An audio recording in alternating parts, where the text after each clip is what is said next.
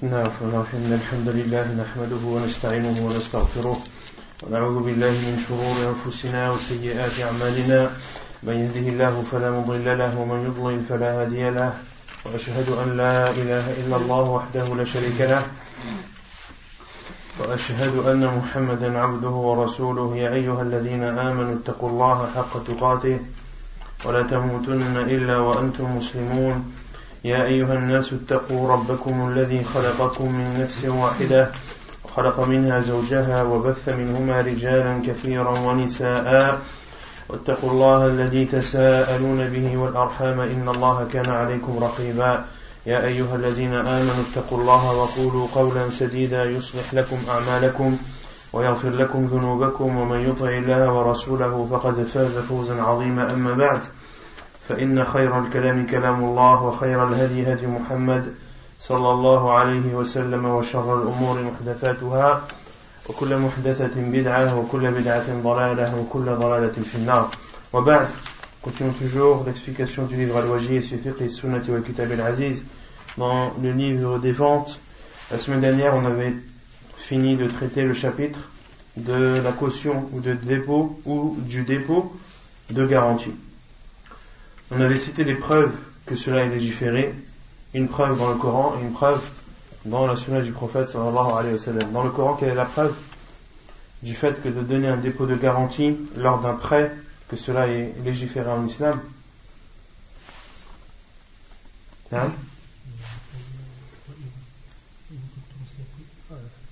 وإن كنتم على سفر ولم تجدوا كاتبا فرهان مقبوضة. Et lorsque vous êtes en voyage et que vous ne trouvez pas de scribe, alors que ce soit un gage qui soit pris, farihanun maqbouda, un gage ou bien une caution ou bien un dépôt de garantie pour sécuriser, pour assurer le prêt. Car on a dit que ar-rahan en arabe, plutôt en arabe c'est le fait d'emprisonner, et en islam ça signifie le fait de considérer un bien comme quoi? Comme garantie d'un prêt. Et il sera possible par la suite, si l'argent prêté n'est pas remboursé, de pouvoir utiliser ce bien qui a été pris en guise de garantie ou bien de profiter de sa valeur, c'est-à-dire de le vendre et de profiter de l'argent qui résultera de la vente. Et dans la sunna du prophète sallallahu alayhi wa sallam, quelle est la preuve? Non? Ahsan, que le prophète sallallahu alayhi wa sallam que le prophète sallallahu alayhi wa sallam avait acheté de la nourriture chez un juif et le prophète sallallahu alayhi wa sallam a donné son armure en guise de garantie à ce juif. Est-ce qu'il est autorisé d'utiliser et de profiter du dépôt de garantie lorsque quelqu'un... Non tout le temps ou non sous condition? Tout le temps, il n'y a pas d'exception. Pour toi, quand on te donne une garantie, tu n'as jamais le droit de l'utiliser, tu la déposes sans l'utiliser. C'est qu'on dépose comme garantie un animal ou une bête. La règle, c'est quoi la règle? La règle, c'est ce que le frère a dit, c'est que la règle, c'est qu'il est interdit d'utiliser et de profiter de la caution du dépôt de garantie. Pourquoi? Car c'est considéré comme du riba, car le riba, l'usure, ou plutôt tout bénéfice qui est tiré d'un prêt est considéré comme de l'usure, que ce bénéfice soit un bénéfice financier ou un bénéfice en rapport avec un service ou une faveur ou autre chose. À partir du moment où tu prêtes quelque chose ou de l'argent, ou tu prêtes de l'argent à quelqu'un et que tu en tires un bénéfice, cela est du riba. Ça, c'est la règle générale. Mais il y a à cette règle des exceptions. Il y en a deux concernant le dépôt de garantie. Les animaux, c'est-à-dire tout ce qui se monte, tous les animaux qui se montent, mais également les bêtes ou les animaux laitiers, ceux dont on peut tirer du lait. Il y a deux exceptions, à savoir que tu as le droit si on t'a donné comme dépôt de garantie un animal que l'on peut monter, un cheval ou autre, tu as le droit de l'utiliser comme moyen de transport à condition de subvenir aux besoins de cet animal, que ce soit que ce soit l'endroit où le loger, mais aussi tout ce qui est la nourriture. Et également pour les animaux laitiers, tu as le droit, si on t'a donné en guise de garantie une vache laitière, de profiter du lait de cette vache à condition de subvenir à ses besoins. طيب. Ensuite, on a parlé de Al-Hiwala, le chapitre de Al-Hiwala ou bien Al-Hawala. Les deux sont justes. Qu'est-ce que Al-Hiwala ou Al-Hawala? Qu'est-ce que ça signifie déjà en langue arabe? Transfert. Ça signifie transférer quelque chose. En islam, qu'est-ce que c'est? Transférer une dette à une autre personne qui a une dette envers l'autre. C'est transférer une dette d'une personne à une autre, c'est-à-dire moi je dois une dette à une personne qui vient me la réclamer, je l'envoie vers une personne qui elle me doit une dette, qu'elle paye ma dette en fait. Non. Donc c'est lorsque tu es endetté vis-à-vis de quelqu'un, lorsque tu dois une somme d'argent par exemple à une personne, cette personne vient te réclamer cette somme d'argent et toi tu lui dis j'ai une autre personne qui me doit aussi cette somme, va la voir et elle te le donnera. L'autre personne, c'est-à-dire il y a trois personnes, il y a celui qui a emprunté, il y a le créancier, celui qui a donné, celui qui a prêté l'argent, et il y a une troisième personne qui est endettée vis-à-vis de qui? De celui qui a emprunté. D'accord? Et donc, celui qui a prêté va voir la personne à qui il a prêté l'argent, et cette personne lui dit ton argent je ne l'ai pas, mais il y a une autre personne qui me doit de l'argent à moi, va la voir et elle te donnera ton dû. C'est ce qui est appelé en islam al-hiwala ou al-hawala. Quel est son jugement? Qui disent que c'est obligatoire et d'autres que c'est mustahab. La plupart des savants disent que ce n'est pas obligatoire. C'est-à-dire, qu'est-ce qui n'est pas obligatoire?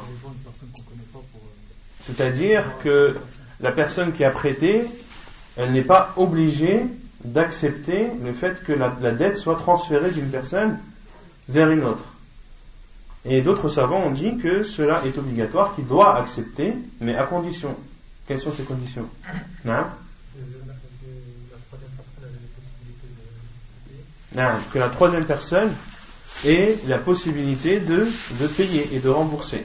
Et on avait dit qu'il y avait deux choses, qu'il est possible de se faire rembourser par cette personne, que cette personne a la possibilité de rembourser, soit par sa parole, soit par son argent, et qu'il y ait aussi une possibilité qu'elle rembourse par sa personne. Qu'est-ce que ça veut dire tout ça? Par sa parole. Qu'est-ce que ça veut dire par sa parole? C'est-à-dire elle s'engage à le rembourser. C'est-à-dire pour l'instant je n'ai pas. C'est-à-dire que la troisième personne doit être une personne qui n'est pas connue pour mentir quand elle dit qu'elle rembourse. Si moi je te dis là ton argent je ne l'ai pas, va voir l'autre personne, mais l'autre personne elle est connue pour esquiver tout le monde et rembourse jamais ses dettes. Ici je n'ai pas le droit de te dire d'aller la voir, je n'ai pas le droit de transférer ma dette vers l'autre personne. Pareil, si l'autre personne n'a pas l'argent pour rembourser, je n'ai pas le droit de te dire va voir un tel, lui aussi me donne de l'argent, mais toi tu sais très bien que la troisième personne n'a pas d'argent elle aussi, et qu'elle ne pourra pas rembourser à celui à qui tu donnes de l'argent. Et également par sa personne, c'est-à-dire voilà, il faut que ce soit une personne vis-à-vis de qui tu peux réclamer ou engager des poursuites s'il ne te rembourse pas. Autrement dit, la troisième personne vers qui tu vas diriger celui qui t'a prêté de l'argent, si c'est par exemple son père, tu dis voilà, moi ton argent je ne l'ai pas, mais ton père me doit de l'argent, va demander à ton père qu'il te rembourse. Ici c'est une situation délicate parce que celui qui a prêté ne pourra peut-être pas demander à son père de lui rembourser, d'accord? Et on avait dit qu'il y avait aussi une autre situation où des fois il devait accepter, car le fait de ne pas accepter serait porter atteinte à son père, c'est-à-dire le fait qu'il n'accepte pas, c'est comme si indirectement il dit que son père est malhonnête ou que son père ne rembourse pas les dettes. D'accord? Avec la personne doit juger la situation et prendre la décision la plus adéquate. Ou bien celui qui est endetté ne doit pas dire va voir tel prince ou telle personne qui a du pouvoir ou qui a de la stature, on ne peut pas engager des poursuites contre lui. D'accord? Il y en a qui sont par exemple protégés par l'immunité. D'accord? Que ce soit l'immunité diplomatique ou l'immunité autre, une personne immunisée, tu ne peux pas porter plainte contre elle. Voyez, quelle est la preuve de tout cela? Dans le hiwala, non?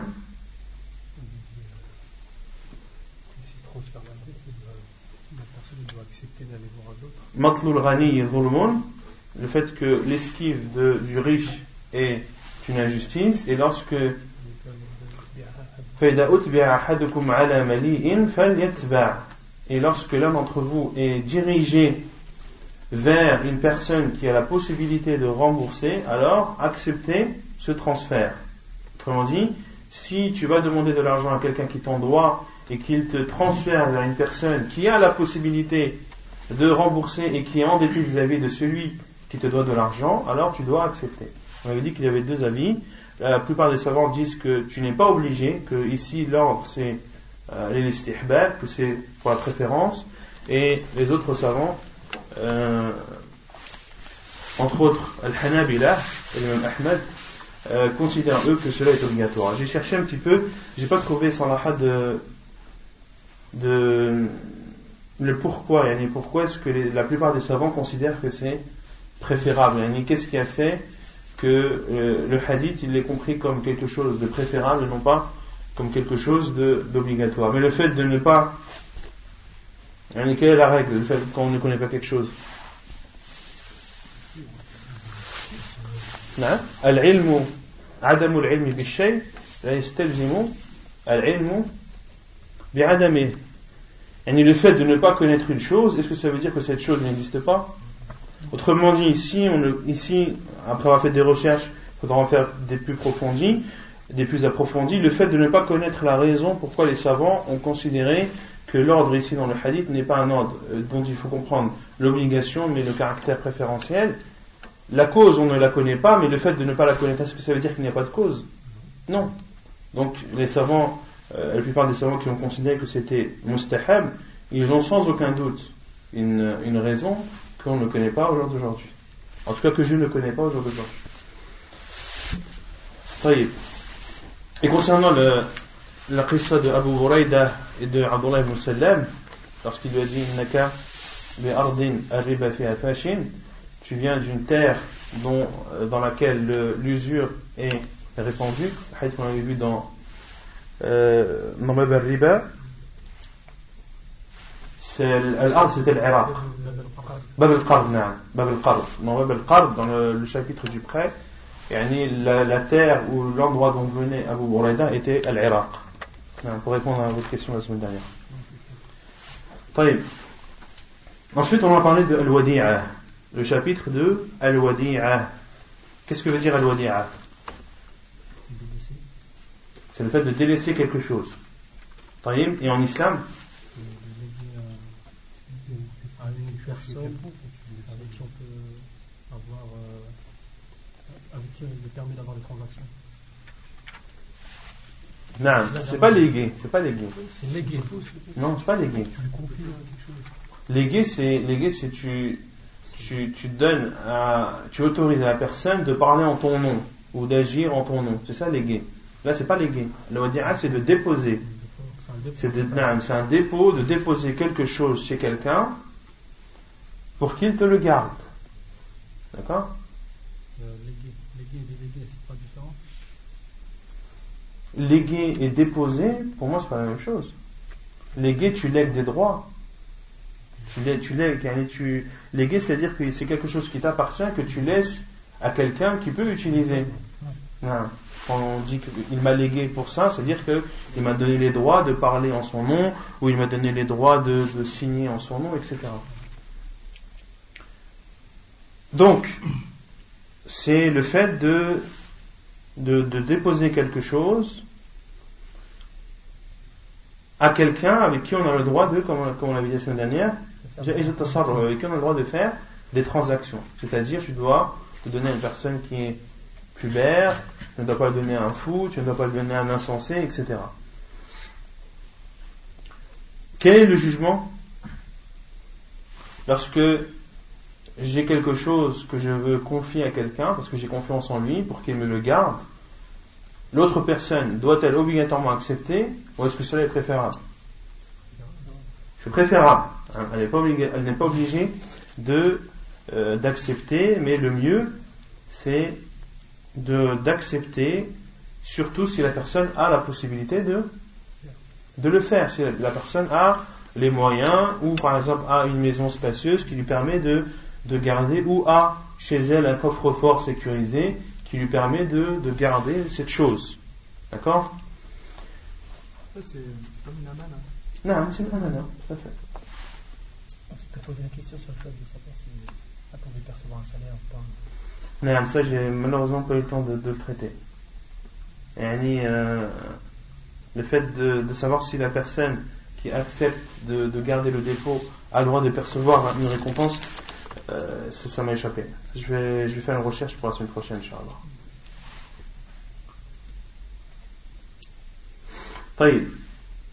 Et on avait dit qu'il était obligatoire pour celui à qui on a confié une chose de la rendre. Que cela est une obligation, car Allah Azza wa Jalla dit Inna Allah ya'murukum an tu'addu al-amanati ila ahliha. Allah vous ordonne de rendre le dépôt à la propriétaire ou à leur ayant droit. Et également, on avait vu le hadith du prophète sallallahu alayhi wa sallam, Addi al-amanata ila man i'tamanak. Donne le dépôt à celui qui te l'a donné en toute confiance. Donne le dépôt à celui qui te l'a donné en toute confiance. Et le fait de ne pas rendre quelque chose que l'on t'a prêté ou que l'on t'a confié pour que tu le gardes est considéré comme une khiyana, est considéré comme une trahison. On s'est arrêté ici. يقول المؤلف ضمانها ولا ضمان على المودع. Donc on avait dit aussi au niveau de al-wadi'a qu'il y avait trois choses. Il y avait al-wadi' ou trois personnes, al-wadi', al-muda' et al-wadi'a. Qu'est-ce que al-wadi'? Al-wadi' c'est le propriétaire du dépôt. Al-muda' c'est celui chez qui on le laisse, et al-wadi'a c'est la chose que l'on laisse en dépôt. Donc le terme dit wala damana ala al-muda' illa bit-tafrit. Concernant un daman, c'est la garantie. Ça n'implique pas quoi. Ah non, on avait traduit sur le daman. Un daman c'est le fait d'assumer. C'est d'être garant. Est-ce que la personne à qui on a confié cette chose, notre dépôt, est garante de ce dépôt ou pas? Autrement dit, s'il arrive quelque chose à cette chose que je t'ai laissé en ayant confiance en toi, est-ce que c'est toi qui en es garant ou pas? L'auteur dit wala damana ala al-muda' illa bit-tafrit. Il n'y a pas, celui à qui on a laissé le dépôt n'est pas garant sauf s'il y a un manquement vis-à-vis de lui, sauf s'il a fait un manquement. عن عمرو بن شعيب عن أبيه عن جده قال قال رسول الله صلى الله عليه وسلم من أودع وديعة فلا ضمان عليه من أودع وديعة فلا ضمان عليه وعنه أن رسول الله صلى الله عليه وسلم قال لا ضمان على مؤتمن وعن أنس بن مالك رضي الله عنه أن عمر بن الخطاب رضي الله عنه ضمنه وديعة سرقت من بين ماله قال البيهقي يحتمل أنه كان فرط فيها فضمنها إياه بالتفريط حديث رواه البيهقي. Donc il y a 3 hadiths à ce sujet, ou 2 hadiths et un athar. Le premier hadith, c'est le hadith de Amr ibn Shu'ayb, selon son père, selon son grand-père, qui a dit que le prophète sallallahu alayhi wa sallam a dit Man wudi'a, c'est-à-dire man u'tiya, celui à qui on a donné une wadi'a, c'est-à-dire un objet ou une chose en guise de dépôt. Fala damana alayhi, il n'est donc pas garant de cette chose. Qui n'est pas garant? La personne qui a pris le dépôt.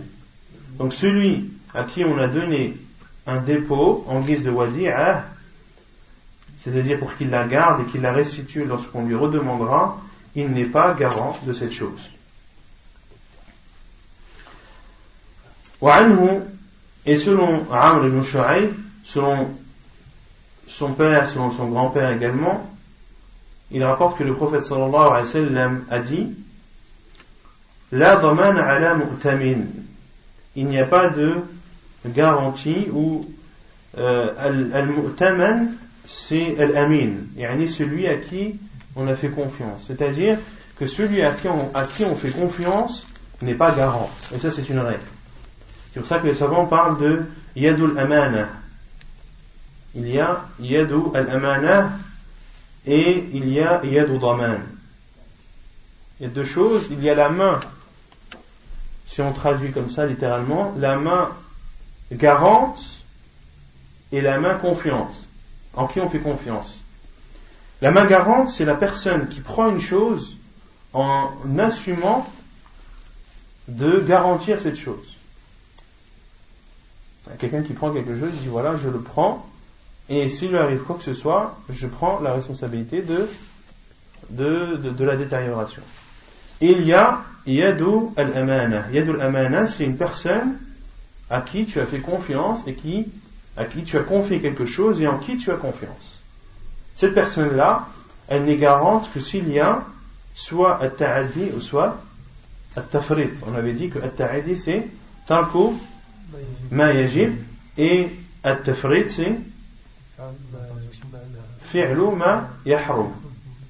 Donc at-ta'addi c'est le fait de faire ce qui n'est pas autorisé, c'est-à-dire vis-à-vis de ce dépôt, et c'est éviter ce qui est obligatoire, c'est-à-dire de délaisser une obligation qu'il y avait vis-à-vis de ce dépôt, et at-tafrid, c'est le fait d'avoir fait quelque chose sur ce dépôt qui n'était pas autorisé. Donc à partir du moment où il y a un manquement de la personne qui a accepté de prendre ce dépôt, à partir du moment où il y a un manquement, alors elle doit être garante de cette chose. Mais si elle a fait tout ce qu'elle avait dû faire, l'argent, je l'ai pris par exemple, je l'ai mis dans le coffre-fort de chez moi, et ma maison a été cambriolée. Elle a été cambriolée, et l'argent, la somme d'argent que tu m'as prêtée, même si elle était importante, même si on parle en dizaines de milliers d'euros, est-ce que je dois rembourser cet argent que tu m'as confié? Non. Pourquoi? Car j'ai fait toutes les dispositions et j'ai mis en place tout ce qu'il fallait pour préserver cet argent. Et je l'ai même mis dans le même endroit où je mets moi-même mon argent. Par exemple, tu me donnes l'argent, tu lui donneras 100 euros à lui. Tu dis comme moi je ne le vois pas, toi tu le vois, tu lui donnes 100 euros pour qu'il lui donne. Et si lui les perd? Mais j'ai pas compris. Par exemple, tu dois donner 100 euros à une personne. Non. Mais la personne, tu la vois pas, mais tu sais que lui, cette personne-là, notre frère par exemple, il le voit. Mm-hmm. Tu lui donnes 100 euros, tu lui dis, quand tu le verras, Bah ici, c'est qui le mouda? Est-ce qu'il y a un wadi' et un mouda ici? Oui? C'est qui? Moi je suis le wadi'. Toi t'es le wadi' et la personne. Donc en fait ici, on peut considérer qu'il y en a 2. Il y a 2 mouda', sauf qu'il y en a un dont la période est très courte, c'est-à-dire que tu lui confies le temps qu'il la donne à l'autre. Donc s'il a perdu cet argent, il faut voir s'il a perdu, s'il a fait quelque chose d'interdit ou s'il a délaissé quelque chose d'obligatoire. Si oui, ça dépend s'il a oublié. S'il a oublié, je sais pas moi, par exemple, il a posé l'argent sur le toit de la voiture. Tu as donné une enveloppe, il la pose sur le toit de la voiture et il rentre. On ne pose pas d'argent sur le toit de la voiture. Tu vois, donc là, il y a un manquement, donc il assume. Mais si, je sais pas moi, s'il l'a mis dans sa poche et que sa poche elle est trouée sans qu'il le sache, et que l'enveloppe est tombée, il l'a perdu, mais il a pas fait de manquement. C'est clair ou pas? Ah. C'est souvent des raisons des querelles, ça. Après,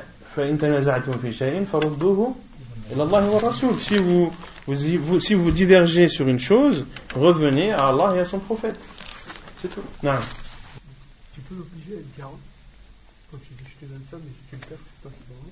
Tu peux s'il accepte, s'il prend l'argent en acceptant d'être garant, là il est garant. C'est pour ça qu'on dit, les savants parlent de celui qui le prend en tant que homme de confiance et celui qui le prend en tant que garant. Donc là c'est plus une wadi'a alors. Non. Peu importe, si, ça peut être considéré comme une wadi'a, sauf que là il y a une condition qui est ad-daman. Non. Et le troisième athar, selon Anas ibn Malik, qui dit que Omar al-Khattab radiyallahu anhu lui a garanti, c'est-à-dire lui a remboursé un dépôt qu'il lui avait donné, ou de l'argent qu'il lui avait donné en guise de dépôt, qui avait été volé parmi son argent.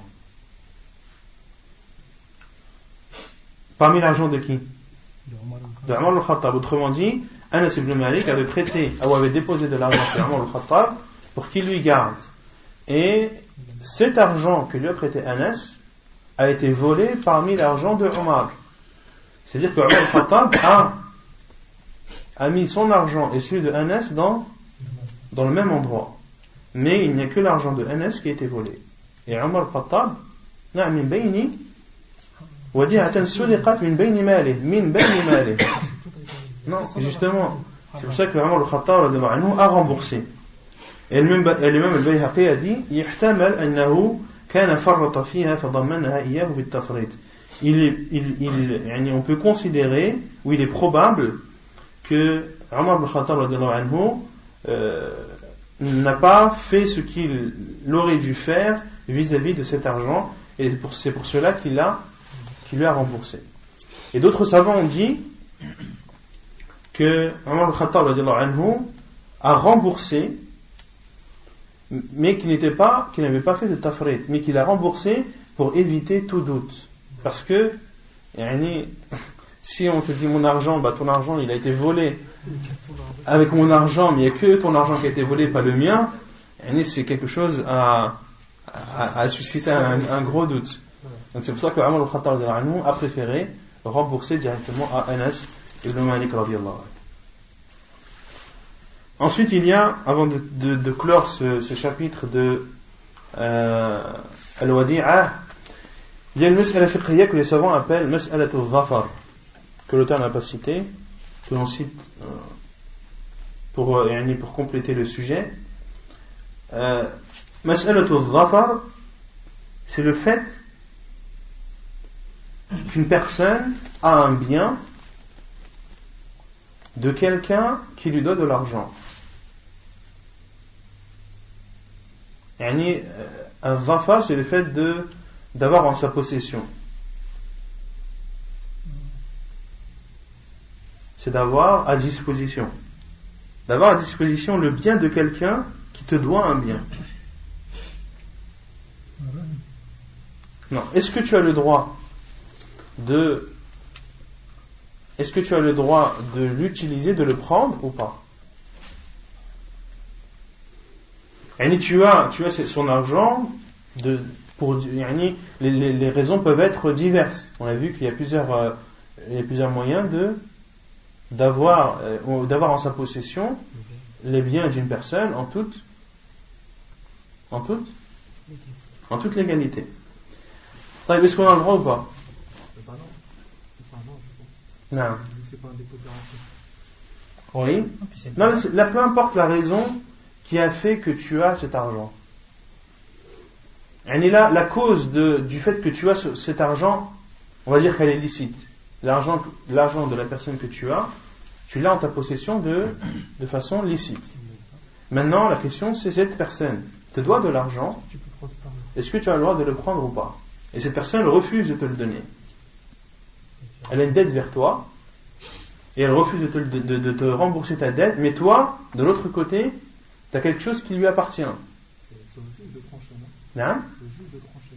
C'est au juge de trancher, ça dépend. Quand on parle en gros calibre, quand on parle dans des choses importantes et tout, là oui. Et qu'il y a un grand désaccord, là on retourne à un juge. Mais quand c'est des choses, on va dire, bénignes. C'est le droit de la personne aussi. Il y a 4 avis des savants. Il y a 4 avis des savants. Le premier avis, c'est al-man'u mutlaqan. Al-man'u mutlaqan. C'est l'interdiction catégorique de prendre ce bien ou cet argent. Et la preuve, c'est le hadith de Abu Huraira. Addi al-amanata ila man i'tamanak. Rends le dépôt à celui qui te l'a donné en toute confiance.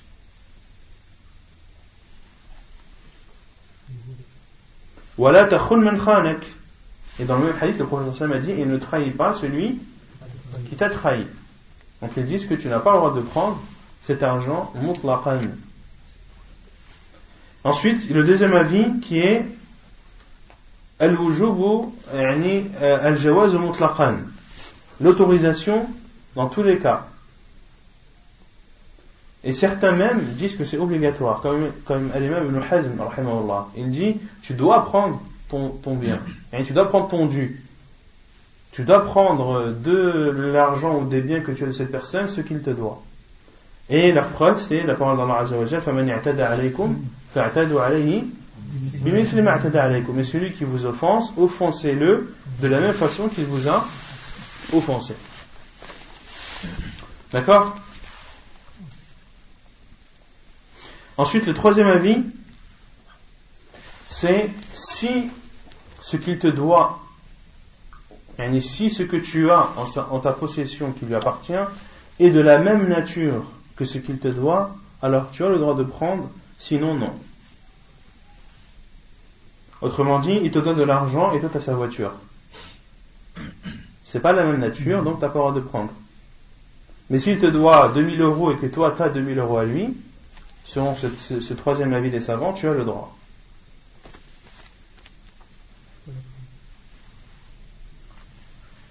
C'est quoi la preuve? Offensez-le de la même façon qu'il vous a, c'est-à-dire de façon équitable et de façon identique. C'est-à-dire que si c'est de l'argent, tu prends de l'argent, si c'est du... Rabi'an, si c'est une chose apparente, alors tu as le droit de prendre selon ce qu'il te doit.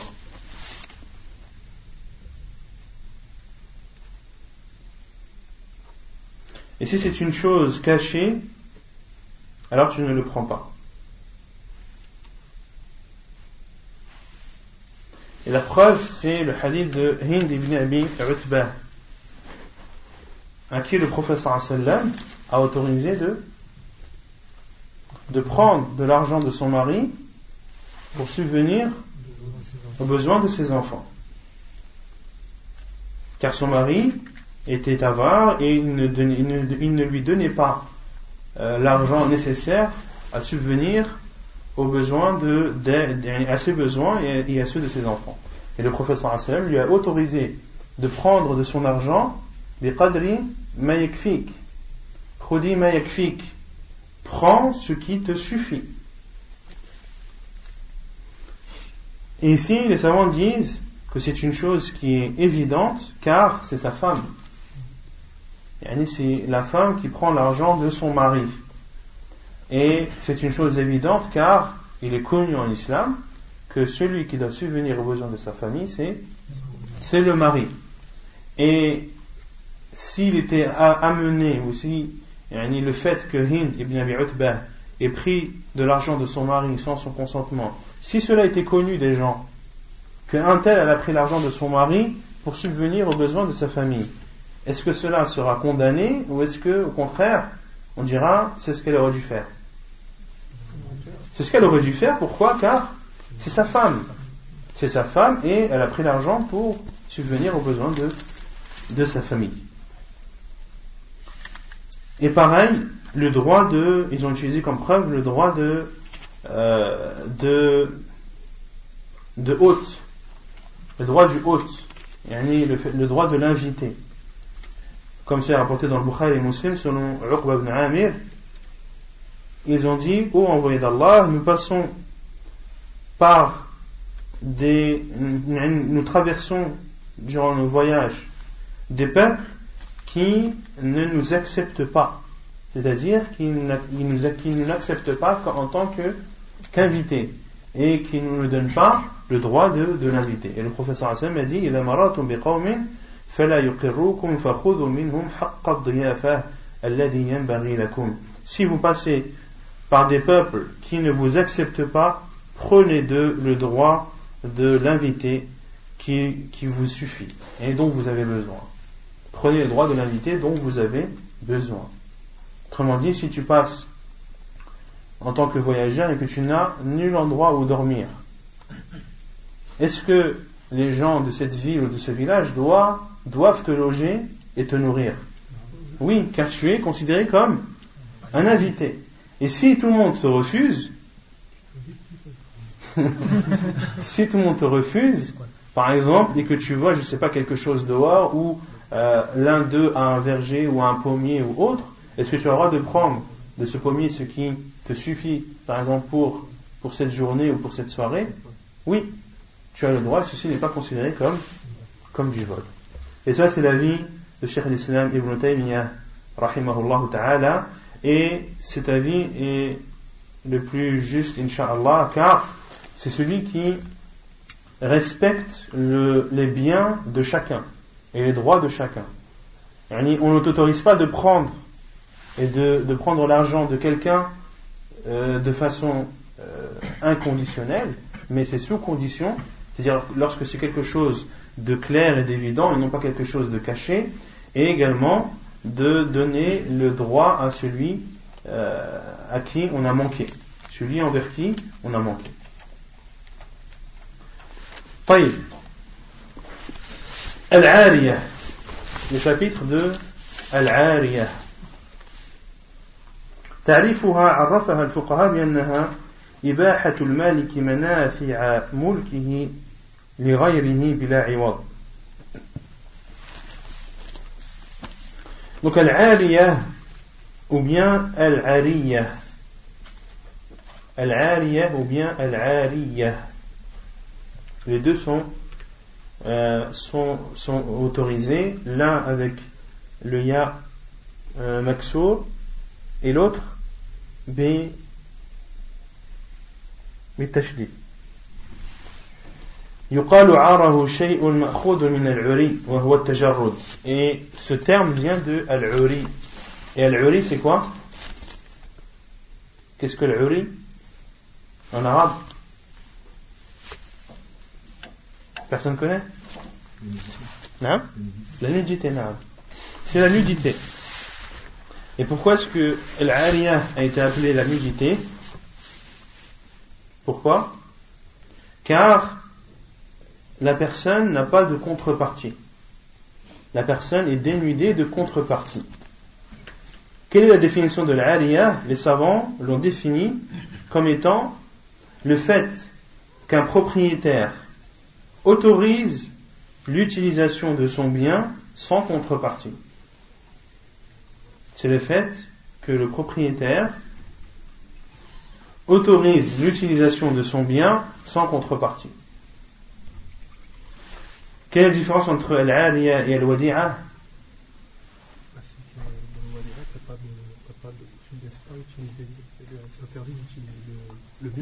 Dans le Wadi'a, le dépôt que tu laisses, est-ce que celui qui tu laisses a le droit de l'utiliser? Non, il n'a pas le droit de l'utiliser. Mais là, dans Al-Ariyah, tu laisses quelque chose à quelqu'un et tu lui autorises de l'utiliser. Et ceci sans contrepartie. Et ceci sans contrepartie. Autrement dit, j'ai une voiture, je te la prête, tu l'utilises comme tu veux, et moi je n'ai pas de contrepartie, tu ne me dois rien.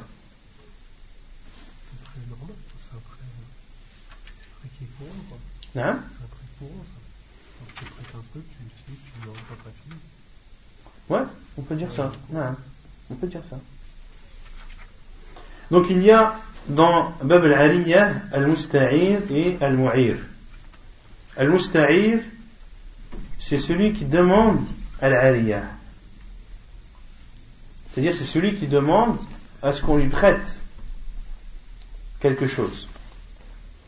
Et al-Mu'ir, c'est sahibu al-Ariyah. Et al-Mu'ir, c'est le propriétaire de ce bien. طيب حكمها وهي مستحبة لقوله تعالى وتعاونوا على البر والتقوى ولقوله صلى الله عليه وسلم والله في عون العبد ما كان العبد في عون أخيه وقد ذم الله سبحانه وتعالى الذين هم عن صلاتهم ساهون الذين هم يراءون ويمنعون الماعون. Quel est son jugement? L'auteur dit Al-Ariyah est préférable. La preuve est la parole d'Allah Azza wa Jal et entraidez-vous dans le bien et dans la piété. Et également la preuve c'est la parole du prophète sallallahu alayhi wa sallam et Allah ne cesse d'aider son serviteur tant que son serviteur aide son frère. Hadith authentique rapporté par Ibn Majah. Et Allah Azza wa Jal a critiqué ceux qui, comme cela est dans Surat Al-Ma'oun, les versets 5, 6 et 7, ceux qui dans leur prière sont distraits, ceux qui sont pleins d'ostentation, وَيَمْنَعُونَ الْمَاعُونَ et qui interdisent Al-Ma'oun. Qu'est-ce que Al-Ma'oun? Qui connaît? Non, c'est l'ustensile. Al-Ma'oun, c'est l'ustensile. Mais quel ustensile? Les vaisselles. Non? Toutes les vaisselles. Non, toutes les vaisselles. Il y a des ustensiles qui servent à boire ou à manger. D'accord? Ici, Allah Azza wa Jal a réprimandé ou a critiqué ces personnes. Donc, le jugement de Al-Ariyah peut être parfois obligatoire. Peut-être parfois obligatoire. Car Allah Azza wa Jal, est-ce qu'il réprimanderait quelque chose d'autorisé? Allah critique ceux qui dans la prière ne sont pas sahun, ne sont pas concentrés, et d'autres savants ont dit, c'est-à-dire qu'ils retardent la prière. Ghafiluna, c'est-à-dire ils sont distraits, c'est-à-dire qu'ils retardent la prière et qu'ils ne la font pas à l'heure. Alladhina hum yura'un, ceux qui sont pleins d'ostentation, c'est-à-dire que quand ils font quelque chose, ils ne le font pas pour Allah, ils ne sont pas sincères dans leur adoration. Wa yamna'un al-ma'un, et ils interdisent les ustensiles, c'est-à-dire que lorsqu'on leur demande des ustensiles, ils refusent de les prêter. Ils refusent de les prêter. Donc, le fait que cela est préférable, le fait que l'auteur dise que le jugement est préférable, ça se rapproche plus de l'obligatoire que du préférable. C'est pour cela que lorsque quelqu'un vient te demander par exemple une gamelle, est-ce que tu as le droit de lui refuser ou pas? Oui ou non? Si tu sais que c'est quelqu'un qui ne prend pas Non? confiance, non. Si c'est quelqu'un qui n'est pas digne de confiance, qui est connu, lorsque tu lui ramènes une gamelle ovale, il t'en rend une carrée, et toute cabossée, trouée, etc. Là, cette personne-là, tu ne lui donnes pas, car tu sais d'avance qu'en lui donnant, tu risques de ne plus revoir la gamelle que tu as prêtée. Et ça peut être tout autre ustensile. Ça peut être tout autre ustensile. Donc la base, c'est que tu ne dois pas refuser. La base, c'est que tu ne dois pas refuser, sauf si la personne qui te le demande est une personne malhonnête ou qui ne prend pas soin des choses qu'elle emprunte. طيب. وجوب ردها, l'obligation de la rendre. L'obligation de la rendre. Il y a des cas où le prêt est obligatoire. il y a des cas où le prêt est obligatoire, surtout dans les cas extrêmes. Par exemple, ton voisin a une crise cardiaque, vous habitez dans la campagne, il n'y a que toi qui as une voiture. On te dit, prête-moi la voiture, on doit ramener mon père à l'hôpital. Tu dis non, moi je la prête pas. La aliyah, de toute façon, c'est pas, le prêt de toute façon, c'est pas obligatoire, c'est préférable. Qu'est-ce qu'on lui dit? Non, là c'est une daroura, et là, il doit obligatoirement mettre sa voiture à disposition. L'obligation de la rendre, c'est-à-dire de rendre la chose que tu as empruntée et que l'on t'a autorisé d'utiliser. قال تعالى إن الله يأمركم أن تؤدوا الأمانات إلى أهلها.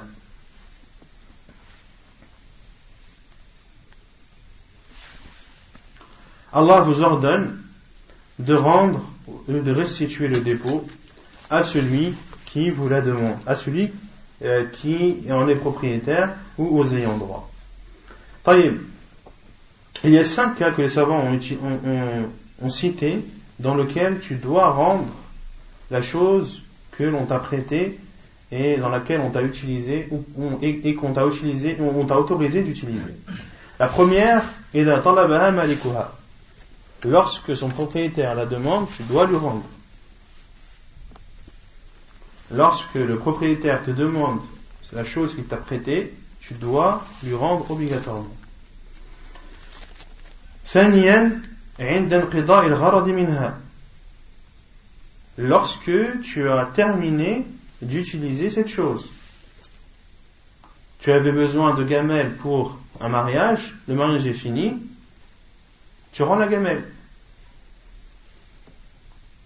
ثالثا عند انقضاء التوقيت.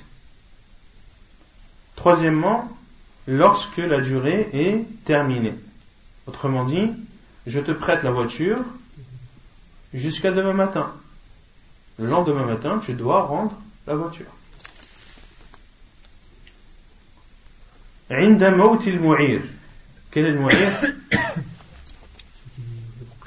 Le mu'ir, c'est le propriétaire. Lorsqu'il meurt, tu dois rendre la chose qu'il t'a prêtée de suite à sa famille.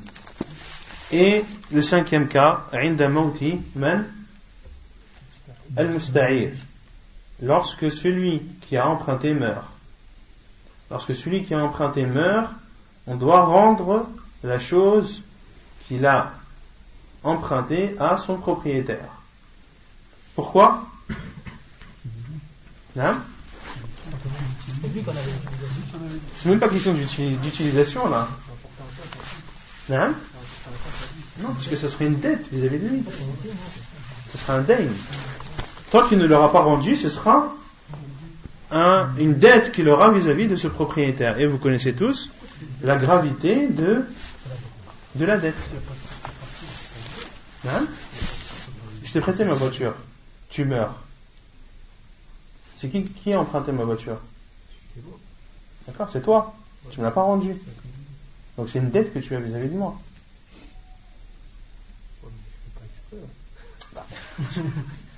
D'accord, celui qui a emprunté 1000 euros. Et je me suis mis d'accord avec toi pour te les rendre dans un mois. Ma paye, elle tombe le 5. D'accord? Moi, je meurs le 3. Est-ce que je suis endetté ou pas? Pourtant, la paye, elle tombe le 5. Mais du 3 au 5, je suis endetté. Et si je meurs, et qu'on prie sur moi, on prie en tant que endetté. Donc ma famille doit rendre le bien pour ne pas que je sois endetté. T'as compris? Que ce soit à ton insu ou pas, que tu sois fautif ou pas, la dette doit être remboursée. Non. ضمانها, le fait d'être garant. والمستعير مؤتمن لا ضمان عليه إلا بالتفريط أو أن يشترط عليه المعير الضمان. عن صفوان بن يعلى عن أبيه قال لي رسول الله صلى الله عليه وسلم إذا أتتك رسلي فأعطهم 30 درعا و30 بعيرا. قال فقلت يا رسول الله أعارية مضمونة أو عارية مؤدات؟ قال بل مؤدات. حديث صحيح رواه أبو داود. قال الأمير الصنعاني في سبل السلام: المضمونة التي تضمن إن تلفت بالقيمة، والمؤدات التي تجب تأديتها مع بقاء عينها، فإن تلفت لم تضمن بالقيمة. قال: والحديث دليل لمن ذهب إلى أنها لا تضمن العارية إلا بالتضمين، وتقدم أنه أوضح الأقوال. Donc, al-musta'ir mu'taman. Al-musta'ir mu'taman. Al-musta'ir, c'est celui qui a emprunté. Il est mu'taman, c'est-à-dire que yaduhu yadu amana, c'est-à-dire qu'il a pris la chose qu'on lui a confiée, car c'était une personne de confiance. La dhamana alayhi illa bit tafrit. Il ne doit garantir la chose qu'il a empruntée que s'il a fait un manquement, que s'il a délaissé une obligation ou s'il a fait une interdiction. Ou bien que al-mu'ir, c'est-à-dire que le propriétaire lui pose comme condition qu'il soit garant de cet objet ou de ce bien. Je te prête ma voiture à condition que s'il lui arrive quoi que ce soit, c'est toi qui en paie les frais. Que tu sois fautif ou que tu ne sois pas fautif, pour moi c'est la même chose. La voiture, je te la donne dans cet état, je la veux dans cet état. Si elle n'est pas dans cet état, c'est toi qui payes les frais. Après, t'acceptes pas. Et si tu n'es pas d'accord et que tu trouves que c'est dur et que c'est abusé, etc., bah, à la base, tu n'es pas obligé d'accepter. Non. La période où tu prépares ta voiture, tu dois d'assumer les frais là-dessus. Bien sûr. Donc, les frais, c'est sous la responsabilité de l'utilisateur. Comment? Suivant, si tu avais le plein, tu prêtes ta voiture, il faut te prendre le plein obligatoirement.